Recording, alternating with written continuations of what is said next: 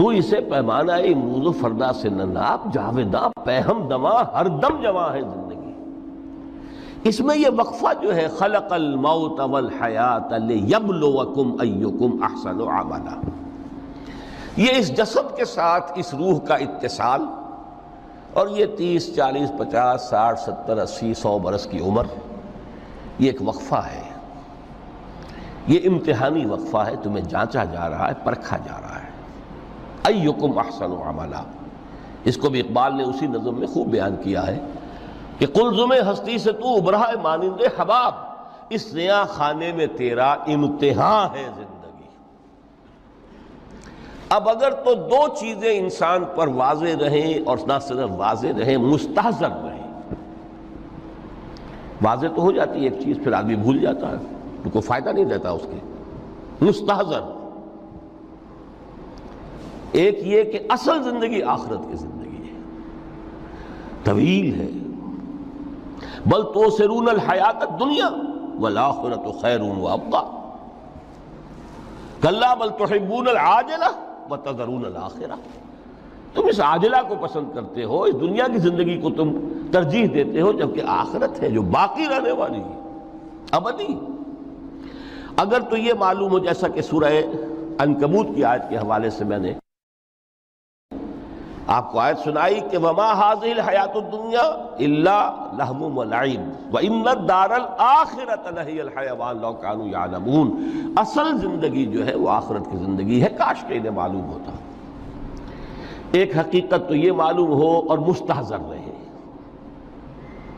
کہ اصل زندگی آخرت کی زندگی ہے، اور دوسری حقیقت یہ کہ یہ دنیا کی زندگی ایک امتحانی وقفہ ہے۔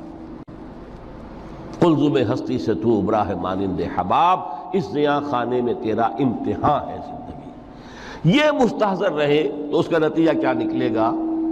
انسان دنیا پرست نہیں بنے گا۔ متاع ہے دنیا، برتنے کی چیز ہے۔ وما هذه الحیاۃ الدنیا الا متاع، برتنے کی چیز ہے، برتو اسے۔ اب میں یہاں آپ کو کچھ حدیثیں بھی سنا دینا چاہتا ہوں۔ ایک حدیث میں حضور نے عجیب نقشہ کھینچا ہے، مالی ولی دنیا، لوگوں مجھے تمہاری اس دنیا سے کیا سروکار، انما مثلی کراکب استظل تحت شجرۃ ثم راح فترکھا، میری مثال تو اس سوار کسی ہے جو تھوڑی دیر کے لیے کسی درخت کے سائے میں سستانے کے لیے رک جاتا ہے۔ وہ اس درخت کو اپنی منزل نہیں سمجھتا، اپنا گھر نہیں سمجھتا، تھوڑی دیر کا سستانا ہے، پھر وہ اس درخت کو خیر بات کہتا ہے، اپنا راستہ لیتا ہے، اپنی منزل کی طرف رواں ہو جاتا ہے۔ بس اتنا تعلق، منزل یاد رہے۔ چنانچہ ایک دوسری بڑی پیاری حدیث ہے، بہت مختصر بھی ہے، انما الدنیا خلقت لکم وانتم خلقتم للآخرہ، دیکھو یہ دنیا تمہارے لیے بنائی گئی ہے۔ خلق لکم ما فی السماوات و ما فی الارض، قرآن مجید کہتا ہے۔ اس لیے میں نے کہا تھا خلافت ہمیں دینی تھی تو سب کچھ ہمارے لیے بنایا گیا نا، یہ محفل سجائی گئی ہے ہمارے لیے، یہ سب ہمارے لیے بنایا گیا ہے، پورے عالم کو مسخر کیا گیا ہمارے لیے۔ سخر لکم، سورج بھی چاند بھی ہر چیز تمہارے لیے مسخر کی گئی ہے۔ انما الدنیا خلقت لکم وانتم خلقتم للآخرہ، لیکن تمہاری تخلیق ہوئی ہے، تمہیں بنایا گیا ہے، تمہیں پیدا کیا آخرت کے لیے۔ یہ منزل یاد رہے، میرا ٹھکانہ وہ ہے، میرا گھر وہ ہے، میری منزل وہ ہے، یہ راہ گزر ہے، یہ سفر ہے، یہ ایک وقفہ ہے، امتحانی وقفہ ہے۔ خلق الموت والحیات لیبلوکم ایکم احسن عملا۔ لیکن اب تیسری حدیث سنیے، اور یہ ہے وہ کہ جو اس دنیا کو، جو میں نے شروع میں کہا تھا، بڑی ٹھوس حقیقت ہے، یہ اللہ کی تخلیق ہے، سنجیدہ تخلیق ہے، ہم نے کوئی کھیل کود کے لیے تو نہیں بنایا ہے۔ ربنا ما خلقت ھذا باطلا، حضور فرماتے ہیں الدنیا مزرعۃ الآخرہ، دنیا آخرت کی کھیتی ہے۔ یہاں بوؤ گے تو وہاں کاٹو گے، یہاں بوؤ گے نہیں تو کاٹو گے کیا خاک؟ اس اعتبار سے غور کیجئے، یہ دنیا اور حیات دنیاوی کا ایک ایک لمحہ ایک بڑی عظیم حقیقت بن کر سامنے آتا ہے۔ ہماری حیات دنیاوی کا ایک ایک لمحہ ابدی ہے پوٹینشلی، کیوں کہ اس میں جو کچھ ہم کما رہے ہیں اس کے نتائج ابدی زندگی پر پھیلے ہوئے ملیں گے۔ تو گویا کہ یہ جو ہے یہ گھڑی محشر کی ہے، طور سے محشر میں ہے، بیشتر غافل عمل کوئی اگر دفتر میں ہے، یہاں کا ایک ایک لمحہ تمہارے لیے بہت قیمتی ہے۔ یہاں بو، محنت کرو، کاشت کرو تاکہ وہاں کاٹ سکو۔ الدنیا مزرعۃ الآخرہ۔ اب دیکھیے یہ جو انداز ہے قرآن کا، وَمَا الْحَيَاةُ الدُّنْيَا إِلَّا مَتَاعُ الْغُرُورِ، جو ہماری گفتگو کا آج عنوان ہے، اس کے دو نتیجے نکلتے ہیں عملاً۔ ایک نتیجہ جو صحیح ہے، جو قرآن نکالنا چاہتا ہے، جس کی طرف اسلام رہنمائی کرتا ہے۔ ایک ہے بالکل منفی نتیجہ جس کی اسلام نفی کرتا ہے۔ وہ منفی نتیجہ کیا ہے؟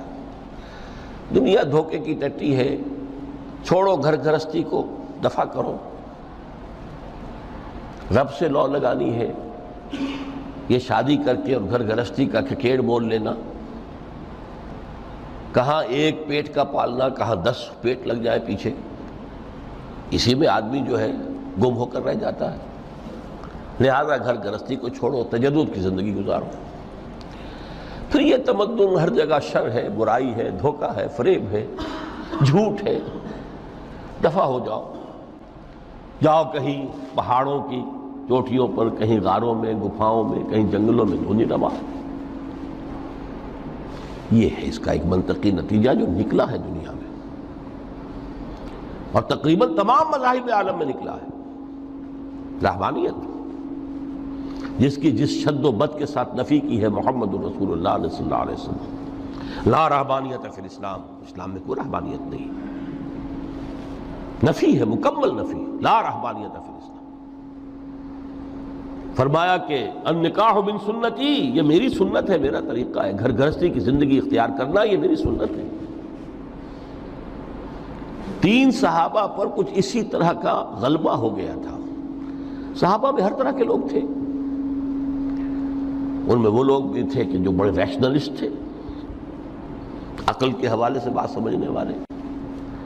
حضرت عمر کو ہم کہہ سکتے ہیں کہ سر خیل تھے ان کے، رضی اللہ تعالیٰ۔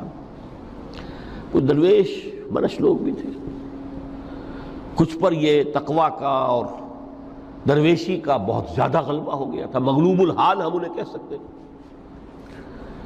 حضرت عبداللہ ابن عمرو بن العاص رضی اللہ تعالیٰ عنہما، ایک عجیب سائملٹینیس کنٹراسٹ ہے باپ اور بیٹے میں۔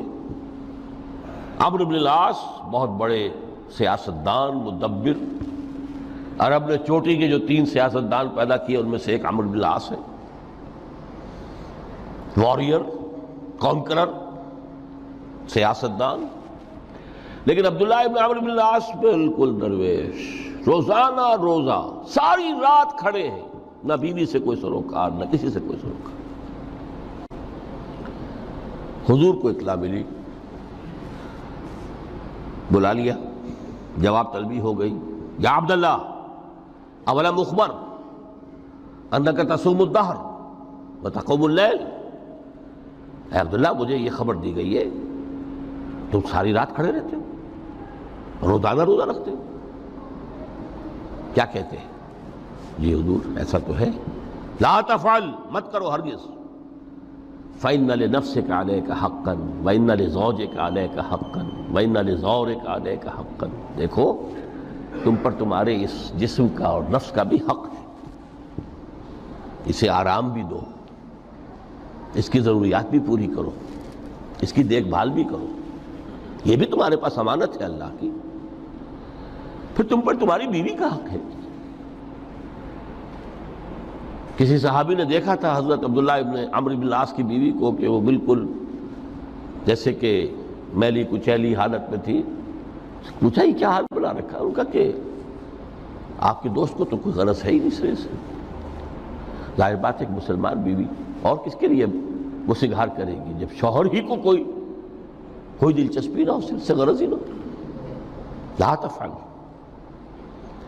رات کو سو بھی دیکھو مجھے، میں رات کو سوتا بھی ہوں، نماز پڑھتا بھی ہوں، میں روزے رکھتا بھی ہوں، ناغے بھی کرتا ہوں. دیکھو زیادہ سے زیادہ ہفتے میں دو دن روزے رکھ لیا کرو کہ حضور مجھے اور تھوڑی سی اجازت. اچھا ایک دن ناغا، ایک دن روزہ، صوم داؤد، اس سے آگے کی اجازت نہیں. اسی طرح 3 حضرات سراسراہتن آتا ہے حدیث میں، بخاری شریف کی روایت ہے، ان پر بھی کوئی ایسا ہی غلبہ ہوا رہبانیت کا اور ترک دنیا کا. انہوں نے آ کے ازواج مطہرات سے معلوم کیا آپ کتنی رات نماز پڑھتے ہیں، کتنا دو سوتے ہیں، مہینے میں کتنے آپ روزے رکھتے ہیں نفلی. انہوں نے کوئی، وہاں تو کھلی کتاب تھی سیرت محمدی صلی اللہ علیہ وسلم، جو کچھ تھی حقیقت بیان کر. اب دیکھیے ایک عجیب ذہنیت، انہوں نے دیکھا کہ یہ تو کم ہے، ان کے اندازے کے اعتبار سے تو بہت کم ہے، لیکن یہ کہ اپنے آپ کو ذرا تسلی، حضور کی تو کوئی ضرورت نہیں ہے، آپ تو معصوم ہیں، آپ کے سے کوئی گناہ نہیں ہوا، کوئی خطا نہیں ہوئی، آپ کے لیے تو یہ اتنی عبادت ہمارے لیے تو کافی نہیں ہے، ہم تو گناہ گار ہیں. ایک نے عہد کیا کہ میں کبھی نہیں سوؤں گا، رات بھر کھڑا رہوں گا. دوسرے نے کہا کبھی ناغا نہیں کروں گا، ہر روز روزہ رکھوں گا. تیسرے نے کہا میں شادی بیاہ کے کھکیڑ میں پڑوں گا نہیں. حضور کو اطلاع مل گئی، طلب فرمایا، ڈانٹا آپ نے، آپ لوگوں نے یہ کہا ہے؟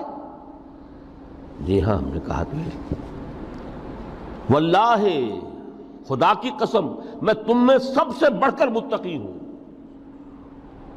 لیکن میں رات کو سوتا بھی ہوں اور نماز بھی پڑھتا ہوں، روزے رکھتا بھی ہوں، نافلے بھی کرتا ہوں. میری گھر گرستی کی زندگی ہے، میری بیویاں ہیں.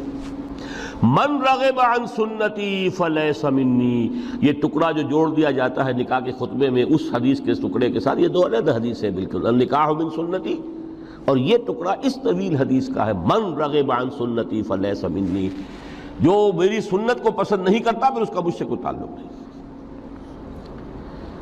یہ تو میں نے احادیث کے حوالے سے آپ کو وہ جو منفی طرز عمل، گریز، دنیا سے تعلق منقطع کرنا، پسپائی، گریز، فرار، اور اس کا نتیجہ کیا نکلتا ہے کہ دنیا پھر شریروں کے لیے رہ گئی، کھیلیں کودیں عیش کریں.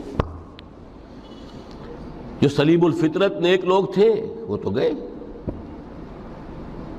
لہذا ان کو اب کوئی روک ٹوک کرنے والا ہی نہیں، کوئی پوچھنے تاشنے والا نہیں. ظالم جو چاہیں ظلم کریں اور جس طرح چاہیں شریر جو ہے شرارتیں کریں. قرآن مجید میں سورہ حدید اس اعتبار سے نہایت عظیم صورت ہے، نہایت عظیم صورت ہے کہ وہاں یہ آیت بھی بہت ہی شاندار انداز میں آئی ہے، متاع الغرور والی، خاصی طویل آیت بن کر آئی ہے. اور جیسا کہ میں نے عرض کیا 4 جگہ تو حیات دنیاوی کو کہا گیا ہے صرف لہو و لعب یا لعب و لہو، لیکن یہاں جو ہے آیت نمبر 20، اعلموا انما الحیات الدنیا لعب و لہو و زینت و تفاخر بینکم و تکاثر فی الاموال والاولاد. 5 الفاظ کے حوالے سے اس حیات دنیاوی کے کچھ حقائق بیان کیے گئے. عام طور پر سرسری طور پر لوگ گزر گئے ہیں. محاورتاً جب بھی آتا ہے معاملہ لہو و لعب، لعب و لہو، وہ تو 4 جگہ ہے، یہاں 3 الفاظ مزید آئے ہیں، اور ترکیب کیا ہے؟ پہلے لعب ہے پھر لہو ہے. سورہ عنکبوت میں لہو و لعب یہ در حقیقت ایک طرح سے محاورے کی شکل اختیار کر گیا، تماشا اور کھیل، لیکن نہیں، یہاں ترتیب کچھ اور ہے. اس پر اگر آپ غور کریں گے تو یہ ایک عجیب سا نقشہ سامنے آتا ہے. حیات دنیاوی کے 5 ادوار، جن میں سے ہر دور میں ایک شے انتہائی اہم ہوتی ہے، توجہ کا مرکز بنی ہوتی ہے. ابتدائی دور ہے، بالکل بچہ بھی ہے، کھیل، بس لعب، اس کے سوا اسے کوئی زندگی سے سروکار ہی نہیں، زندگی کے تلخ حقائق ابھی اسے معلوم نہیں. بھوک لگی تو رو پڑے، ماں نے دودھ پلانا ہے، کھلانا ہے، ان سے تو کچھ نہیں کرنا اس نے، وہ لعب، کھیل. لیکن تھوڑا سا آگے چلتے ہیں، ٹین ایجر سٹیج میں جب داخل ہوتا ہے آدمی تو اب وہ نرا کھیل، معصومانہ کھیل نہیں رہتا، اس میں تلذذ، سینشول گریٹیفیکیشن کا عنصر شامل ہو جاتا ہے۔ اب اس کا کہا لہو، اعلموا انما الحیات الدنیا لعب و لہو۔ ذرا آگے بڑھیے تو انسان پر سب سے زیادہ دھن سوار ہو جاتی ہے، بناؤ سنگھار، میرا لباس فیشن کے مطابق ہو، کہیں ایسا نہ ہو مذاق اڑے۔ اپنے لباس کے بارے میں بہت کانشیس ہوگا، اپنے ہیئر کٹ کے بارے میں بہت کانشیس ہوگا، ہر چیز کے بارے میں بہت کانشیس۔ زینت، بناؤ سنگھار، آرائش، زیبائش۔ اس سے ذرا آگے گئے، تکاثر فی الاموال والانفس تفاخر بینکم۔ یہ سمجھیے کہ تقریباً 30 برس کی عمر جب انسان کی ہوتی ہے، اب فخر، تفاخر، یا دولت پر فخر ہوگا، یا نسب پر فخر ہوگا، یا اپنی کسی سیاسی حیثیت پر فخر ہوگا، اپنی چودراہٹ پر فخر ہوگا۔ تفاخر بینکم، جس میں جان میں چونکہ توانائی ہوتی ہے، قوت ہوتی ہے، لیکن اس کے بعد جب عمر ڈھلی بڑا ریئلسٹک ہو جاتا ہے انسان۔ پھر یہ جو چوتھی سٹیج تھی، اس میں تو یہ کہ مونچھ نیچی نہ ہو، چاہے سب کچھ میں اپنا خرچ کر دوں، داؤ پہ لگا دوں، لیکن مونچھ نیچی نہیں ہوگی۔ آخری سٹیج وہ ہوتی ہے کہ پھر ہوکا لگ جاتا ہے آدمی کو، تکاثر فی الاموال والاولاد، مال اور اولاد کی کثرت کثرت کثرت۔ اب یہ ہوتا ہے کہ مونچھ نیچی کیا، مونڈ بھی دی جائے تو کوئی حرج نہیں، مال آنا چاہیے، ویری ریئلسٹک۔ اور اسی حال میں انسان ہوتا ہے، آخری پارے کی صورت نے پھر اس میں ایڈ کر کے اس کے اوپر مہر لگا دی، الہاکم التکاثر حتی زرتم المقابر۔ یہ تکاثر جو ہے پیچھا نہیں چھوڑتا۔ اتنی دولت بھی ہے کہ آپ کی 10 نسلیں کھا سکے اطمینان سے بیٹھ کر، تب بھی صبر نہیں ہوتا۔ بڑے میاں کی ٹانگیں جو ہیں وہ قبر میں لٹکی ہوئی ہیں، لیکن تکاثر جو ہے، تکاثر مال، وہ پیچھا نہیں چھوڑتا۔ حتی زرتم المقابر، یہاں تک کہ قبروں تک جا پہنچے، قبر میں اتار دیا جائے، جب تک ٹانگیں صرف لٹکی ہوئی ہیں اس وقت تک نہیں۔ اس کے بعد تشبیہ دی ہے کہ یہ حیات دنیاوی کا جو ایک سائیکل ہے، اعلموا انما الحیات الدنیا لعب و لہو و زینت و تفاخر بینکم و تکاثر فی الاموال والاولاد۔ اب اس کو کمپیئر کیا ہے پلانٹ کنگڈم میں جو سائیکل چل رہا ہے۔ یہ ہمارا سائیکل ہے 60-70 برس کا، بچہ پیدا ہوا، خوشیاں منائی گئیں، پھر وہ لڑکپن سے، پھر ٹین ایجر سٹیج سے، پھر جوانی ہے، پھر ادھیڑ عمر ہے، اور پھر بڑھاپا ہے، اور پھر قبر میں اتارا جانا ہے۔ لیکن یہ کہ پلانٹ کنگڈم میں سائیکل چلتی ہے، کمثل غیث اعجب الکفار نباتہ ثم یہیج فتراہ مصفرا ثم یکون حطاما۔ یہ 4 سٹیج ہیں۔ جیسے بارش برستی ہے تو سبزہ نمودار ہوتا ہے، اور کاشتکار کو بڑا اچھا لگتا ہے، اس نے بیج بویا تھا، اس نے محنت کی تھی، اس نے ہل چلایا تھا، اعجب الکفار نباتہ، اس کو بہت اچھا لگتا ہے، دل باغ باغ ہو جاتا ہے۔ جیسے آپ کے ہاں بیٹا ہوا، پوتا ہوا، خوشیاں مناتے ہیں آپ۔ کمثل غیث اعجب الکفار نباتہ ثم یہیج، پھر وہ فصل اپنی پوری قوت کو پہنچتی، فصل لہرا رہی ہے، فتراہ مصفرا، پھر وہ زرد ہو جاتی ہے، وہ ہریاول اب ختم ہوئی ہے، اب فصل پک گئی ہے، اب وہ زردی پر آ گئی ہے۔ ثم یکون حطاما، پھر وقت آتا ہے، اگر وہ خضرو گھاس ہے تو پھر وہ چورا چورا ہو کر پھر وہ مٹی میں مل جاتی ہے، اور اگر فصل ہے تو کھیتی کٹ گئی، اس کے بعد کیا رہ گیا وہاں، وہ چورا ہی رہ جاتا ہے باقی۔ یہ لائف کا سائیکل چل رہا ہے، 3 مہینے کا ہو، 4 مہینے کا ہو، یہ ہے پلانٹ کنگڈم کا، وہ ہے سائیکل انسانی زندگی کا۔ اب فرمائی ٹیپ کی بات جو ہے، وفی الآخرۃ عذاب شدید ومغفرۃ من اللہ ورضوان۔ دیکھو دنیا کی زندگی تو ان سٹیجز سے ہو کر گزر ہی جانی ہے۔ جو پیدا ہوا ہے اس پر بڑھاپا بھی آئے گا، موت بھی آئے گی۔ کل نفس ذائقۃ الموت، جو سورہ آل عمران کی 185ویں آیت کا پہلا جملہ تھا۔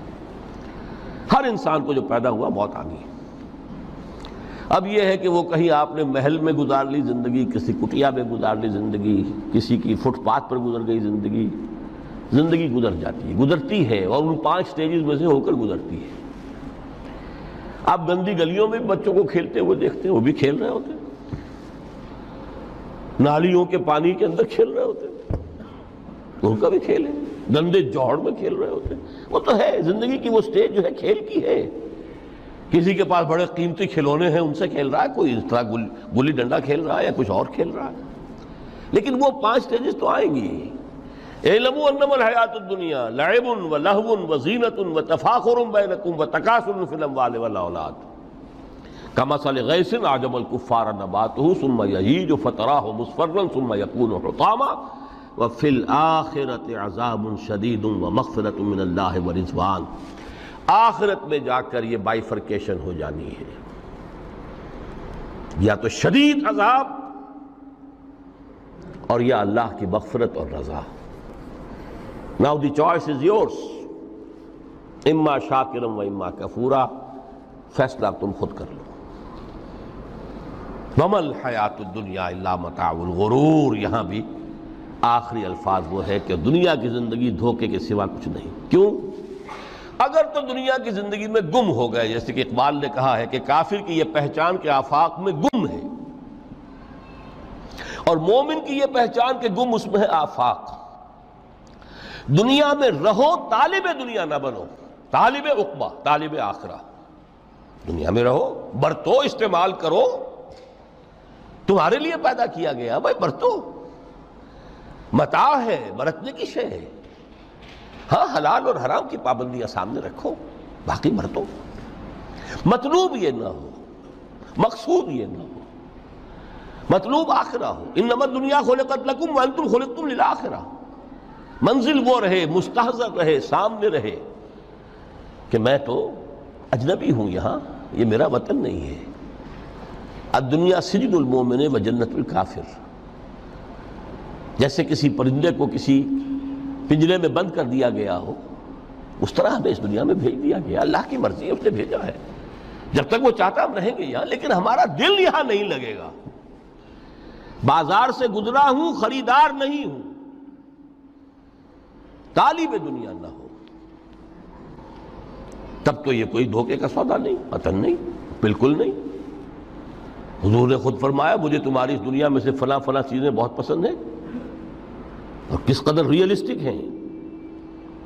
آپ نے عورتوں کے بارے میں فرمایا مجھے اس دنیا سے پسند ہے عورت۔ کوئی تصنع اور کوئی بھی تکلف اور کوئی خلاف فطرت بات نہیں کی محمد رسول اللہ صلی اللہ علیہ وسلم۔ آنکھوں کی ٹھنڈک میری نماز میں ہے، مجھے خوشبو پسند ہے۔ عورت کی طرف بھی آپ کا رجحان تھا۔ قرآن مجید میں آتا ہے نا، اے نبی اب کوئی اور نکاح آپ نہیں کریں گے، وَلَوْ أَعْجَبَتْكَ حُسْنُهُنَّ، چاہے ان کا حسن جو ہے وہ آپ کو اچھا لگے، اب اجازت نہیں ہے مزید، بس فل سٹاپ، جتنے نکاح ہو چکے ہو چکے۔ تو یہ دنیا کو حضور نے صلی اللہ علیہ وسلم دنیا پر سوار رہو، دنیا کو اپنے اوپر سوار نہ ہونے دو، بس بات صرف یہ ہے۔ کافر کی یہ پہچان کہ آفاق میں گم ہے۔ اسی لیے سورہ کہف کا ایک مرکزی مضمون ہے، پہلے رکوع میں بات آتی ہے اِنَّا جَعَلْنَا مَا عَلَى الْأَرْضِ زِینَةً لَهَا لِنَبْلُوَهُمْ أَيُّهُمْ أَحْسَنُ عَمَلًا۔ ہم نے اس دنیا پر جو کچھ ہے، یہ اسکائی اسکریپرز بن گئے ہمارے زمانے میں، اور یہ شاندار بلڈنگز ہیں، اور یہ کچھ ہے، ہم نے زینت اور زیبائش اور آرائش بنا دیا ہے تاکہ آزمائیں۔ انہی کے حسن کے شکار ہو جاتے ہو اور ان کے پرستار بن کر رہ جاتے ہو۔ رخ روشن کے آگے شمع رکھ کر وہ یہ کہتے ہیں ادھر جاتا ہے دیکھیں یا ادھر پروانہ آتا ہے، پھر بھی اللہ ہی کے عاشق بنے رہو، اللہ ہی سے محبت کرو تو کامیاب ہو گئے۔ ہے۔